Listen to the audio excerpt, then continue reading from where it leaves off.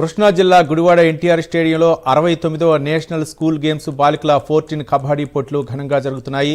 నిన్న జరిగిన సెమీఫైనల్ పోటీలో ఎమ్మెల్యే బొమ్మడి నాయకర్, జోలకంటి బ్రహ్మానందరెడ్డి, డాక్టర్ కామినేని శ్రీనివాస్, వెనిగండ్ల రాము తిలకించారు. ఇక ఫైనల్ మ్యాచ్తో పోటీలు ముగియనున్నాయి. అరాచకాలు గుర్తుకొచ్చే గుడివాడలో 27 రాష్ట్రాల క్రీడాకారులతో పెద్ద ఎత్తున జాతీయ పోటీలు నిర్వహించడం అభినందనీయమన్నారు. కోటమిపాలలో గుడివాడలో ఇంత మంచి మార్పు వచ్చినందుకు హర్షం వ్యక్తం చేశారు. స్కూల్ గేమ్స్ విజయవంతం కావడంతో గుడివాడలో మరిన్ని జాతీయ పోటీలు నిర్వహిస్తామన్నారు.